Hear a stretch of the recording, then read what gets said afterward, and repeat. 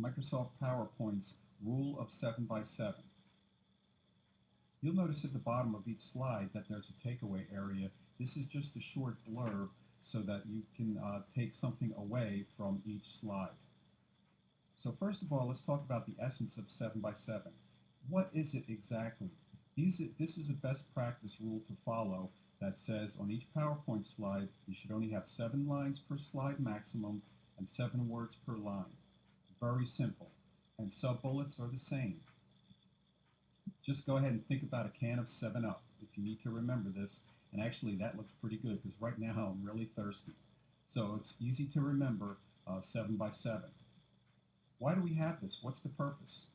It's easier to understand for the user when you have a limited number of words up on the screen. To reduce excess verbiage is another purpose of why we use the 7 by 7, so you don't have a lot of extraneous words that are just going to confuse the user.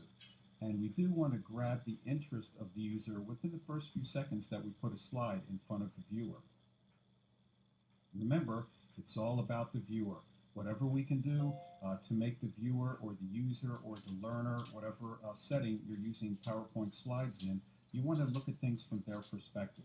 And that's what we're doing here when we look at the benefits of the rule of 7 by 7.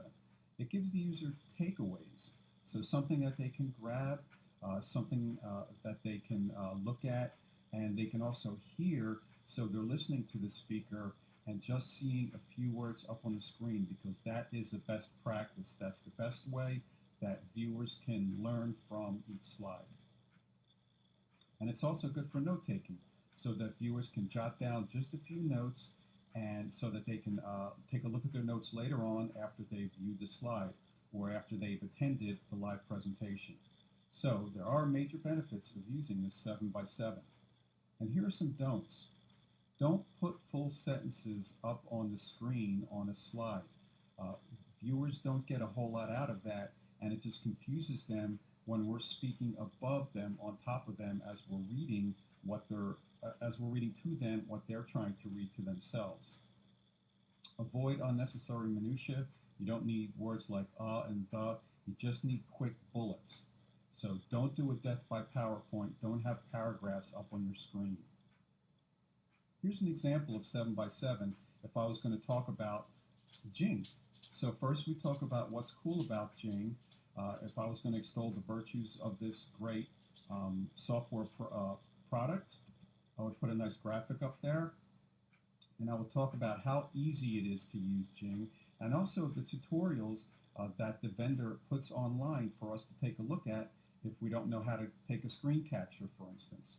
We would view that video in front of you. And Jing is free.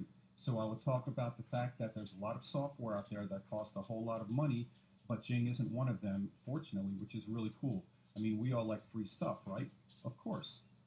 We want to front load, which means if we spend the time to put together quality videos using Jing, then our students can take a look at them over and over and over so that we really enjoy the residual effect of this great learning tool.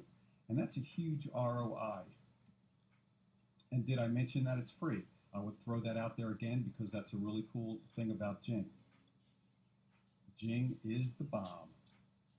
Other PowerPoint tips here real quickly because I see I'm near the 4-minute mark. Don't overuse graphics and animation. Don't throw things up there that don't add any value to the presentation. Keep it simple. Don't go any lower than 24 size minimum and for your text. And if you're narrating, don't read the slide. Don't just read what's up there on the slide. Give the viewers more information than that because they already know that because they're reading it. Make sure you proofread for legibility. Don't have misspellings, don't have typos, typographical errors. You really want to go ahead and review. Questions or comments? Go ahead and email me, give me feedback on this presentation, and I hope you've gotten something out of it, and we'll see you guys on the message boards.